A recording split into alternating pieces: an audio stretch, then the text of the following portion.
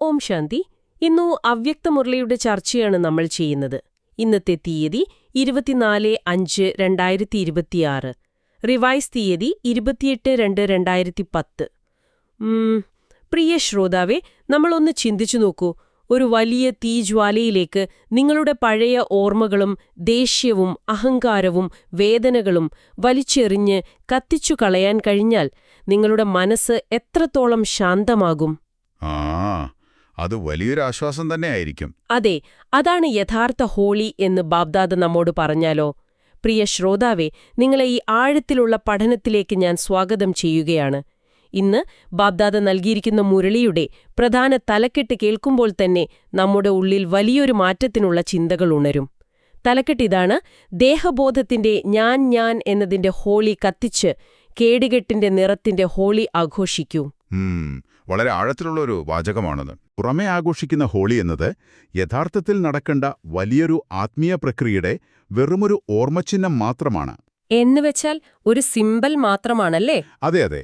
ബാബ്ദാദ പറയുന്നു, യഥാർത്ഥ ഹോളി എന്നത് നിറങ്ങൾ വാരിയൊറിയുന്നതിന് മുൻപ് നടക്കുന്ന ഒരു പ്രക്രിയയാണ്. അതാണ് ഹോളികാ ദഹൻ അഥവാ കത്തിക്കൽ എന്ന് പറയുന്നത്. നമ്മുടെ ഉള്ളിലെ പഴയ സംസ്കാരങ്ങളും മോശം സ്വഭാവങ്ങളും കഴിഞ്ഞകാലത്തെ ആ നെഗറ്റീവ് ചിന്തകളും യോഗാഗ്നിയിൽ അഥവാ ഫയർ ഓഫ് യോഗയിൽ കത്തിച്ചു കളയുക എന്നതാണ് ആദ്യത്തെ പടി. ഈ യോഗാഗ്നി എന്നത് ഭൗതികമായ ഒരു തീയല്ല എന്ന് നമ്മൾ ശ്രോതാക്കൾക്കൊന്ന് വ്യക്തമാക്കി കൊടുക്കണം. തീർച്ചയായും. ഇവിടെ യോഗാഗ്നി എന്നത് പരമാത്മാവുമായുള്ള തീവ്രമായ ബന്ധത്തിൽ നിന്നും ആഴത്തിലുള്ള തിരിച്ചറിവിൽ നിന്നുമുണ്ടാകുന്ന വലിയൊരു ഊർജമാണ്. ആ ഊർജത്തിൽ പഴയ മാലിന്യങ്ങൾ പൂർണ്ണമായി കത്തിച്ചു കഴിഞ്ഞാൽ മാത്രമേ പരമാത്മാവിന്റെ കൂട്ടുകെട്ടിന്റെ നിറം അഥവാ ആ സ്നേഹവും സമാധാനവും ഒരാത്മാവിൽ യഥാർത്ഥത്തിൽ പതിയുകയുള്ളൂ. അപ്പോൾ നമ്മൾ ആദ്യം മാലിന്യങ്ങൾ നീക്കണം. ഇത് കേൾക്കുമ്പോൾ എനിക്ക് ഓർമ്മ വരുന്നത് നമ്മുടെ കമ്പ്യൂട്ടറുകളുടെയോ അല്ലെങ്കിൽ ഈ സ്മാർട്ട് ഫോണുകളുടെയോ ഒക്കെ കാര്യമാണ്. അതെങ്ങനെയാ? അതായത് നമ്മൾ ഈ കേൾക്കുന്ന ശ്രോതാവിനോട് പറയുകയാണ്, നിങ്ങളുടെ സിസ്റ്റം വല്ലാതെ സ്ലോ ആകുമ്പോൾ, ഭയങ്കരമായി ഹാങ് ആകുമ്പോൾ നമ്മൾ എന്താണ് ചെയ്യുന്നത്? റാം ക്ലിയർ ചെയ്യും, ആവശ്യമില്ലാത്ത ക്യാഷ് മെമ്മറി ഡിലീറ്റ് ചെയ്യും. ശരിയാണ്. പഴയ ഫയലുകൾ മാറ്റും. അതെ, കഴിഞ്ഞ കാലത്തെ അനാവശ്യ ഫയലുകൾ ബാക്ക്ഗ്രൗണ്ടിൽ റൺ ചെയ്യുന്നതുകൊണ്ടാണ് സിസ്റ്റം ക്രാഷ് ആകുന്നത്. അതുപോലെ തന്നെയാണ് നമ്മുടെ മനസ്സും. ഈ പഴയ ഭാരങ്ങൾ ഡിലീറ്റ് ചെയ്താലേ പരമാത്മാവിന്റെ സ്നേഹത്തിന് അവിടെ സ്പേസ് ലഭിക്കൂ. ബാബ്ദാദ ഹോളി എന്ന വാക്കിനെ നിർവചിക്കുന്നതും ഇതുമായി ബന്ധിപ്പിച്ചല്ലേ?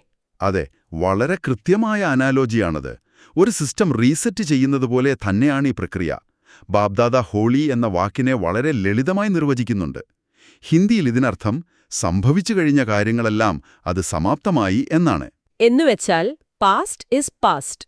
അതെ, ഡ്രാമയനുസരിച്ച് കഴിഞ്ഞുപോയ ഒന്നിനെയും കുറിച്ച് വീണ്ടും ചിന്തിച്ച് ബുദ്ധിമുട്ടേണ്ടതില്ല. വ്യർത്ഥമായ ഒരു കാര്യവും ഇനി മനസ്സിലേക്ക് കൊണ്ടുവരാതിരിക്കുക എന്നതാണ് യഥാർത്ഥത്തിൽ ഈ ഹോളി ആഘോഷിക്കുക എന്നത്. ഇവിടെ ഏറ്റവും ശ്രദ്ധേയമായ കാര്യമെന്താണെന്നാൽ, ഈ സംഗമയുഗത്തിൽ ബാബ്ദാദയുടെ കുട്ടികളായ നിങ്ങൾ ഡബിൾ ഹോളി ആയിത്തീരുന്നു എന്നാണ് ബാബ പറയുന്നത്. ഈ സംഗമയുഗം എന്നതുകൊണ്ട് ബാബ്ദാദ ഉദ്ദേശിക്കുന്നത് എന്താണ്?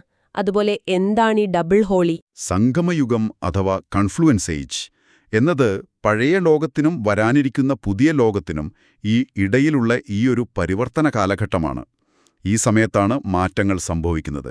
ഇനി ഡബിൾ ഹോളി എന്ന് പറഞ്ഞാൽ ഇവിടെ ആത്മാവും പവിത്രമാകുന്നു, ഒപ്പം നമ്മൾ ചെയ്യുന്ന കർമ്മങ്ങളിലൂടെ ശരീരവും പവിത്രമാകുന്നു. ഓ വാവ്, രണ്ടും പവിത്രമാകുന്നു. അതെ അതെ. ചരിത്രത്തിൽ മറ്റൊരു ധർമാത്മാവിനും ഈയൊരു ഡബിൾ പവിത്രത അവകാശപ്പെടാൻ കഴിയില്ല എന്ന് ബാബ്ദാദ അടിവരയിട്ട് പറയുന്നുണ്ട്. ഇതിന്റെ ഏറ്റവും വലിയ പ്രതീകമാണ് ഡബിൾ കിരീടം. ഡബിൾ കിരീടം എന്ന് പറയുമ്പോൾ, ഒന്ന് ആത്മീയ പവിത്രതയുടെ ആ പ്രകാശവലയം, മറ്റൊന്ന് കർമ്മങ്ങളിലെ ഉത്തരവാദിത്വത്തിന്റെ കിരീടം. അപ്പൊ കഴിഞ്ഞ കാലത്ത് ചിന്തകളെ കത്തിച്ചു കളയുമ്പോൾ സ്വാഭാവികമായും നമ്മുടെ ഉള്ളിലെ വലിയൊരു ഭാരം ഒഴിഞ്ഞുപോകും. ആ ഭാരമാണ് പലപ്പോഴും ദേഷ്യമായി പുറത്തുവരുന്നത് എന്ന് നമ്മൾ മനസ്സിലാക്കണം. ബാബ്ദാദ കുട്ടികളോടൊരു ജന്മദിന സമ്മാനം ആവശ്യപ്പെടുന്നുണ്ടല്ലോ, ക്രോധത്തിനെ എന്നേക്കുമായി ഉപേക്ഷിക്കുക എന്ന്. അതെ, അതൊരു വലിയ ടാസ്ക്കാണ് ബാബ തന്നിരിക്കുന്നത്. കുറഞ്ഞത് 3 മാസത്തേക്കെങ്കിലും ദേഷ്യം വരാതിരിക്കാനുള്ള പൂർണ്ണ ശ്രദ്ധ നൽകാൻ ബാബ്ദാദ പറയുന്നു. എനിക്ക് ഈ കേൾക്കുന്ന ശ്രോതാവിന്റെ ഭാഗത്തു നിന്നൊരു കാര്യം ചോദിക്കാനുണ്ട്. ബിസിനസ്സും ട്രാഫിക്കും ഓഫീസിലെ വലിയ സമ്മർദ്ദങ്ങളുമൊക്കെയായി ജീവിക്കുമ്പോൾ ഒരു മനുഷ്യന് ഇതെങ്ങനെ സാധിക്കും? കേൾക്കാൻ വളരെ എളുപ്പമാണ്, പക്ഷേ ഇതൊരു പ്രാക്ടിക്കലാണോ? ചോദ്യം വളരെ പ്രസക്തമാണ് കേട്ടോ. നമ്മളെല്ലാവരും ഡെയിലി ലൈഫിൽ അഭിമുഖീകരിക്കുന്ന പ്രശ്നമാണത്. ബാബ്ദാദ് ഇതിന് നൽകുന്ന മറുപടി ബ്രഹ്മബാബയുടെ ഉദാഹരണമാണ്. ബ്രഹ്മബാബയുടെ ജീവിതം.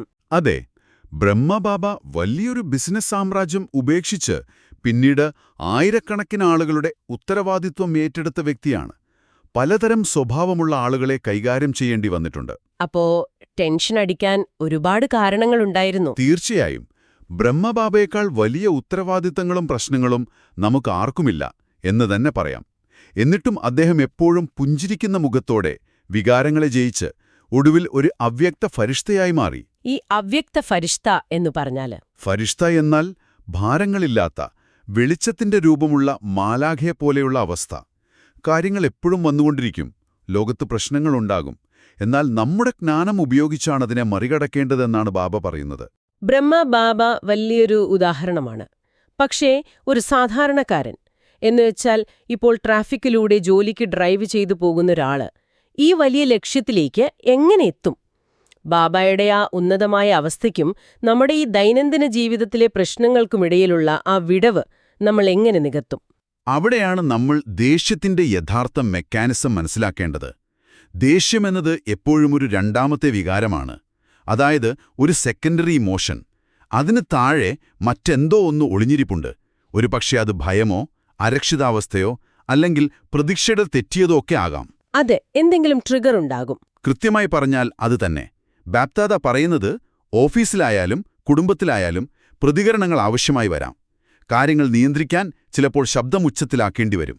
പക്ഷേ നിങ്ങളുടെ ഉള്ളിലെ ആന്തരികമായ സമാധാനം നഷ്ടപ്പെടാൻ പാടില്ല. പുറത്ത് കർശനമായിരിക്കുമ്പോഴും ഉള്ളിൽ ശാന്തമായിരിക്കാൻ കഴിയണം, അല്ലേ? അതെ.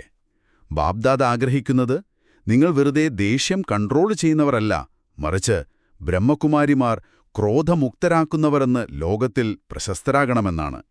മറ്റുള്ളവരുടെ ദേഷ്യം കൂടി ഇല്ലാതാക്കുന്നൊരു പ്രഭാവം നമ്മളിൽ നിന്നുണ്ടാകണം.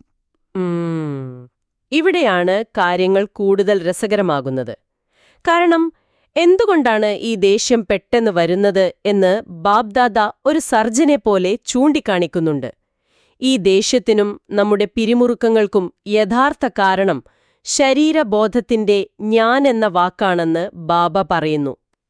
ആ ഞാൻ എന്ന അഹങ്കാരം. അതെ, ഞാൻ ഇത്ര വലിയ ആളാണ്, ഞാൻ ഇത്രയും ചെയ്തു, എനിക്ക് ഈ സ്ഥാനം ലഭിച്ചില്ല എന്നിങ്ങനെയുള്ള ഞാൻ. എനിക്ക് തോന്നുന്നത് ഇതൊരു ഭാരമുള്ള ഇറുകിയ ഇരുമ്പു കവചം ധരിക്കുന്നതുപോലെയാണെന്നാണ്. നമ്മുടെ അഹങ്കാരം നമ്മളെ സംരക്ഷിക്കുന്നു എന്ന് നാം കരുതുന്നു. പക്ഷേ സത്യത്തിൽ ആ കവചം നമ്മെ ശ്വാസം മുട്ടിക്കുകയാണ്. വളരെ ശരിയാണ്. ആ കവചത്തില് ആരെങ്കിലും ഒന്ന് തൊട്ടാൽ, എന്നുവെച്ചാൽ ഒന്ന് വിമർശിച്ചാൽ പോലും വലിയ അപമാനമായി നമുക്ക് തോന്നും. അപ്പോൾ ഉടൻ ദേഷ്യം വരും. വളരെ കൃത്യമായ അനലോജിയാണത്. ആ ഇരുമ്പ് കവചം തന്നെയാണ് ഈ ദേഹബോധത്തിന്റെ ഞാൻ. ആ ഞാൻ എന്നതിൽ എപ്പോഴും അഭിമാനവും അപമാനവും അടങ്ങിയിരിക്കുന്നു. ആരെങ്കിലും പുകഴ്ത്തുമ്പോൾ പെട്ടെന്ന് അഭിമാനം തോന്നും, വിമർശിക്കുമ്പോൾ അപമാനം തോന്നും. രണ്ടും അപകടമാണ്. അതെ. ബാബ്ദാദ പറയുന്നു, ഈ അനേകം വ്യാജമായ ഞാൻകളെ ആ യോഗാഗ്നിയിൽ കത്തിച്ചു കളയുക. പകരം ഞാൻ ഒരു ശാന്തസ്വരൂപിയായ ആത്മാവാണ് എന്ന ഒറ്റ ഞാൻ മാത്രം ഉറപ്പിക്കുക. ആത്മീയമായ ആ അവസ്ഥയിൽ അപമാനമില്ല, ആ ഭാരമുള്ള കവചവുമില്ല, വെറും ഒരു പ്രകാശം മാത്രം. ആ കവചം അഴിച്ചുവെക്കുന്നവർക്ക് ബാബ്ദാദ നൽകുന്ന ഓഫർ വളരെ വലുതാണല്ലോ. ഈ ഭാരം കത്തിച്ച് ധൈര്യം കാണിക്കുന്ന കുട്ടികളെ ബാബ്ദാദ 21 ജന്മങ്ങളിലേക്ക് VIP-കളാക്കി മാറ്റുന്നു എന്നാണ് പറയുന്നത്. പക്ഷേ അതിനൊരു കണ്ടീഷൻ കൂടിയുണ്ടല്ലേ, ഈ ബ്രാഹ്മണ കുടുംബവുമായുള്ള ബന്ധം ഒരിക്കലും ഉപേക്ഷിക്കരുതെന്ന്. തീർച്ചയായും. ഈ ആത്മീയ യാത്രയിൽ കൂട്ടായ്മ വളരെ പ്രധാനമാണ്.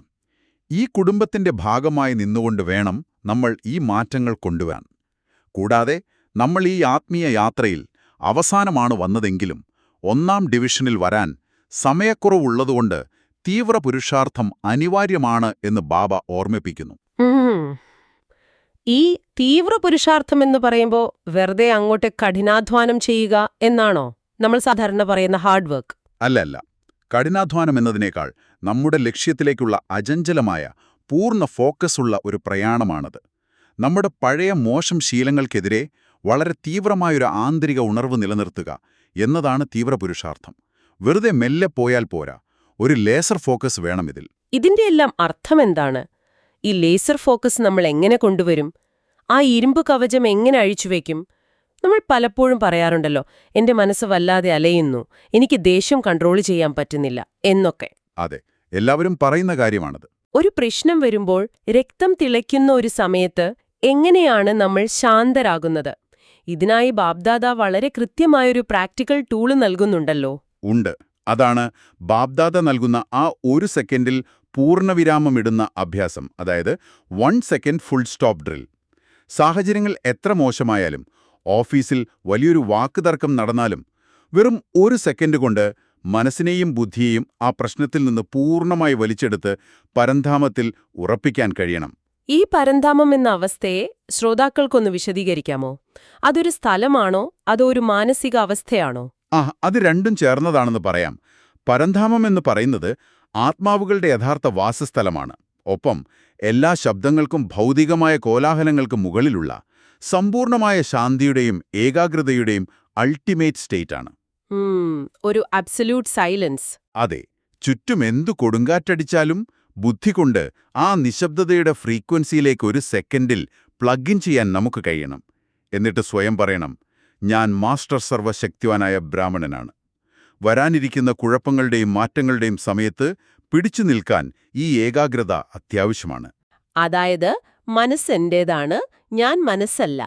ഒരു കാർ എന്റേതാണ്, ഞാൻ ആ കാർ അല്ല എന്ന് പറയുന്നത് പോലെ. കാർ ബ്രേക്കിട്ടാൽ നിൽക്കണം. അതുപോലെ എന്റെ മനസ്സിന് മേൽ എനിക്ക് പൂർണ്ണ നിയന്ത്രണം വേണം. വളരെ ശരിയായ ഉദാഹരണം. ഞാൻ പറയുന്നിടത്ത് മനസ്സ് നിൽക്കണം. അതാണ് യഥാർത്ഥ ശക്തി. ഈ ശക്തി ലഭിക്കുമ്പോഴാണ് യഥാർത്ഥ സന്തോഷമുണ്ടാകുന്നത്, അല്ലേ? ബാബ്ദാദ പറയുന്നുണ്ട്, പ്രതിസന്ധികൾ വരും പോകും, അവ സ്ഥിരമല്ല. എന്നാൽ സംഗമയുഗത്തിലെ സന്തോഷം ഒരു കാരണവശാലും നഷ്ടപ്പെടരുത് എന്ന്. തീർച്ചയായും. ഈ സന്തോഷമെന്നത് പുറത്തുനിന്നുള്ളതല്ല, പരമാത്മാവിന്റെ ഖജനാവിൽ നിന്നുള്ള നേരിട്ടുള്ള സമ്മാനമാണ്. അതിനെ ബാബ്ദാദ ഹോളിയുടെ മധുരമായ ദിൽഖുഷ് മിഠായി എന്നാണ് വിളിക്കുന്നത്. അതെ, ദിൽഖുഷ് എന്നാൽ ഹൃദയത്തെ സന്തോഷിപ്പിക്കുന്നത്. ഈ മിഠായി നമ്മൾ എപ്പോഴും കഴിച്ചുകൊണ്ടിരിക്കണം. അതുകൊണ്ട് ബാബ്ദാദ ഒരു സ്ലോഗൻ കൂടി നൽകുന്നുണ്ട്, സന്തോഷമായിരിക്കൂ, സന്തോഷം പങ്കിടൂ എന്ന്. Be happy, share happiness. ഇതെപ്പോഴും ഓർക്കണം നമ്മൾ. അതെ, ഈ സന്തോഷം എന്നത് എപ്പോഴോ ഒരിക്കൽ മാത്രം സംഭവിക്കേണ്ട ഒന്നല്ല. പുരുഷാർത്ഥത്തിൽ അഥവാ നമ്മുടെ പരിശ്രമത്തിൽ ചിലപ്പോൾ എന്ന വാക്ക് തന്നെ മാറ്റി അവിടെ സദാ അഥവാ എപ്പോഴും എന്ന വാക്ക് ചേർക്കണം. അപ്പോൾ ഈ കാര്യങ്ങള് ജീവിതത്തിൽ പകർത്താൻ നമുക്കിതൊന്ന് ചുരുക്കി പ്രായോഗികമായി റിവൈസ് ചെയ്യാം. കാരണം ഈ കേൾക്കുന്ന ശ്രോതാവിന് ഇതെല്ലാം ഓർമ്മിക്കാൻ എളുപ്പമായിരിക്കണം. ഈ അവ്യക്ത മുരളിയിലെ ഏറ്റവും പ്രധാനപ്പെട്ട 5 കാര്യങ്ങൾ എന്തൊക്കെയാണ്? തീർച്ചയായും ഞാൻ പറയാം. നമ്മൾ ശ്രദ്ധിക്കേണ്ട 5 പ്രധാന കാര്യങ്ങൾ ഇവയാണ്. ഒന്നാമതായി, യഥാർത്ഥ ഹോളി എന്നത് നിറങ്ങളല്ല, പഴയ സംസ്കാരങ്ങളെ യോഗാഗ്നിയിൽ കത്തിക്കലാണ്. ഹോളി എന്നാൽ കഴിഞ്ഞത് കഴിഞ്ഞു എന്ന് മനസ്സിലാക്കുക. ആ ഇരുമ്പ് കവചം, അതായത് ഞാനെന്ന അഹങ്കാരത്തെ ഇല്ലാതാക്കി ഞാൻ വെറുമൊരു പ്രകാശമായ ആത്മാവാണ് എന്ന് നിശ്ചയിക്കുക. വളരെ കൃത്യം. ഇനി 4ാമത്തെ പോയിന്റ്. നാലാമതായി, വരും കാണ പ്രതിസന്ധികളെ നേരിടാൻ വെറും 1 സെക്കൻഡിൽ മനസ്സിനെ പരന്ധാമത്തിന്റെ നിശബ്ദതയിലേക്ക് മാറ്റുന്ന 1 സെക്കൻഡ് ഫുൾ സ്റ്റോപ്പ് അഭ്യാസം ശീലമാക്കുക. അവസാനമായി, എന്തു സംഭവിച്ചാലും പരമാത്മാവ് തന്ന ആ ദിൽഖുഷ് മിഠായി കഴിച്ച് എപ്പോഴും സന്തോഷം അനുഭവിക്കുകയും അതെല്ലാവരുമായി പങ്കുവയ്ക്കുകയും ചെയ്യുക.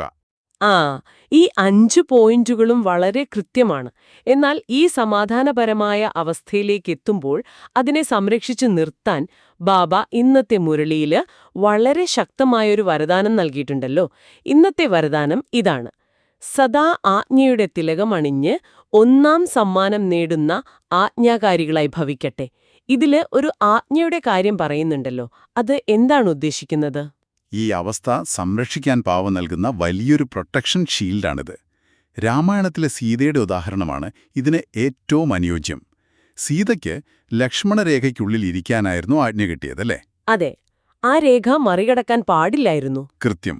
ആ സുരക്ഷാരേഖ മറികടന്നപ്പോഴാണ് രാവണന്റെ ആക്രമണമുണ്ടായത്. അതുപോലെ ബാബ നൽകുന്ന ആജ്ഞകൾ, ഉദാഹരണത്തിന് അതിരാവിലെ എഴുന്നേൽക്കുക, ചിന്തകൾ ശുദ്ധമായി സൂക്ഷിക്കുക, ഇതൊക്കെ നമുക്കൊരു സുരക്ഷാരേഖയാണ്. ഓരോ ചുവട് വയ്ക്കുമ്പോഴും ബാബയുടെ ആജ്ഞയുടെ രേഖയ്ക്കുള്ളിൽ നമ്മളിരുന്നാൽ ഒരു തരത്തിലുള്ള രാവണന്റെ സംസ്കാരങ്ങളും, അതായത് മോശം ചിന്തകളോ പ്രലോഭനങ്ങളോ നിങ്ങളെ ആക്രമിക്കില്ല. അത് വളരെ വ്യക്തമാണ്. അപ്പൊ നമ്മുടെ ശ്രദ്ധ പാളിപ്പോയാൽ ആ രേഖ നാം മറികടക്കും. എന്തുകൊണ്ടാണ് നമ്മുടെ ശ്രദ്ധ പാളിപ്പോകുന്നത് എന്നതിലുള്ള ഉത്തരമാണ് ഇന്നത്തെ മുരളിയിലെ സ്ലോഗൻ. നമ്മൾ ശ്രദ്ധിക്കേണ്ട സ്ലോഗൻ ഇങ്ങനെയാണ്: ആരോടെങ്കിലും മമത്വം ഉണ്ടെങ്കിൽ മമത്വം പുരുഷാർത്ഥത്തിൽ തീർച്ചയായും അലസത വരും. എന്നുവെച്ചാൽ വ്യക്തികളോടോ വസ്തുക്കളോടോ ഉള്ള അമിതമായ അറ്റാച്ച്മെന്റ് നമ്മുടെ ആത്മീയ ഫോക്കസ് തകർക്കുമല്ലേ? 100% ശരിയാണ്. മമത്വം അഥവാ അറ്റാച്ച്മെന്റ് എന്നത് ഒരു വലിയ കെണിയാണ്. അത് നമ്മളെ ഒരു പ്രത്യേക വ്യക്തിയിലോ സാഹചര്യത്തിലോ തളച്ചിടും. അങ്ങനെ വരുമ്പോൾ നമ്മുടെ ഫോക്കസ് പോകും. അതെ, അങ്ങനെ വരുമ്പോൾ ആ ലേസർ ഫോക്കസുള്ള തീവ്രപുരുഷാർത്ഥം അലസതയിലേക്ക് വഴുതി വീഴും. ആ ലക്ഷ്മണരേഖ നമ്മൾ പോലും അറിയാതെ മുറിച്ചു കടക്കും. അത് സംഭവിക്കാതിരിക്കാൻ നമുക്കൊരു മാതൃക വേണം. അതാണ് ഇന്നത്തെ അവ്യക്ത സൂചനയിൽ പറയുന്നത്. അവ്യക്ത സൂചന ഇതാണ്: സദാ അചഞ്ചലവും ദൃഢവും ഏകരസസ്ഥിതിയുടെയും അനുഭവം ചെയ്യൂ. ഇതുകൊണ്ട് ശ്രോതാക്കൾ എന്താണ് പ്രായോഗികമായി മനസ്സിലാക്കേണ്ടത്? ഈ അവ്യക്ത സൂചന യഥാർത്ഥത്തിൽ ബ്രഹ്മബാബായുടെ ജീവിതത്തിലേക്ക് വിരൽ ചൂണ്ടുന്നതാണ്. സാഹചര്യങ്ങൾ എന്തുതന്നെയായാലും മനസ്സിനെ അലട്ടാതെ സദാ പരമാത്മാവിന്റെ ഓർമ്മയിലൂടെ ആ ഏകരസ അവസ്ഥ, അതായത് ഏകദാനമായ മാറ്റമില്ലാത്ത ശാന്തത, അത് നിലനിർത്തണം. ബാബയെ തന്നെ മാതൃകയാക്കുക അല്ലേ? അതെ. ചുറ്റുമുള്ള മറ്റു മനുഷ്യരുടെ പോരായ്മകളിലേക്കോ ചുറ്റുപാടുകളിലേക്കോ നോക്കാതെ ബാബയെ മാത്രം നോക്കി നമ്പർ 1 ആയ ബ്രഹ്മബാബയെ മാതൃകയാക്കുക, അഥവാ ഫോളോ ഫാദർ എന്നതാണ് ഈ സൂചനയിലൂടെ നമ്മെ പഠിപ്പിക്കുന്നത്. നമ്മൾ ഇന്നത്തെ ഈ ആഴത്തിലുള്ള പഠനത്തിന്റെ അവസാന ഭാഗത്തേക്ക് എത്തിയിരിക്കുകയാണ്. ഈ ചർച്ച അവസാനിപ്പിക്കുന്നതിനു മുൻപ്, പ്രിയ ശ്രോതാവേ, നിങ്ങൾക്ക് സ്വന്തമായി ചിന്തിക്കാനും പരിശീലിക്കാനും ഒരു ചോദ്യം ഞാൻ നൽകുകയാണ്. നിങ്ങളുടെ ജീവിതത്തിൽ ഇപ്പോൾ ഏറ്റവും കൂടുതൽ പിരിമുറുക്കം നൽകുന്ന ഒരു സാഹചര്യത്തെക്കുറിച്ചൊന്ന് ചിന്തിക്കുക. അതാർക്കും റിലേറ്റ് ചെയ്യാൻ പറ്റുന്ന കാര്യമാണ്. അതെ, അത് ഒരുപക്ഷെ നിങ്ങളെ എപ്പോഴും ദേഷ്യം പിടിപ്പിക്കുന്ന ഒരു ബോസാകാം, അല്ലെങ്കിൽ കുടുംബത്തിലെ ഒരു പ്രശ്നമാകാം. ആ സാഹചര്യത്തിൽ നിങ്ങളുടെ രക്തം തിളയ്ക്കുന്ന ആ നിമിഷത്തിൽ ബാബ്ദാദ പറഞ്ഞതുപോലെ ഒരു സെക്കൻഡിൽ ഒരു ഫുൾ സ്റ്റോപ്പ് ഇട്ട് ആ ശരീരബോധത്തിന്റെ ഇറുകിയ കവചം ഉപേക്ഷിച്ച്, ഞാൻ വെറുമൊരു ശാന്തസ്വരൂപിയായ പ്രകാശമാണ്, ഈ കാണുന്നതൊന്നും എന്നെ ബാധിക്കില്ല എന്ന് നിങ്ങൾക്ക് ചിന്തിക്കാൻ കഴിഞ്ഞാൽ നിങ്ങളുടെ ഇന്നത്തെ ദിവസം എത്രത്തോളം സമാധാനപൂർണമാകും? ഇതൊന്ന് സ്വയം പരീക്ഷിച്ചു നോക്കൂ. ഓം ശാന്തി. ഓം ശാന്തി.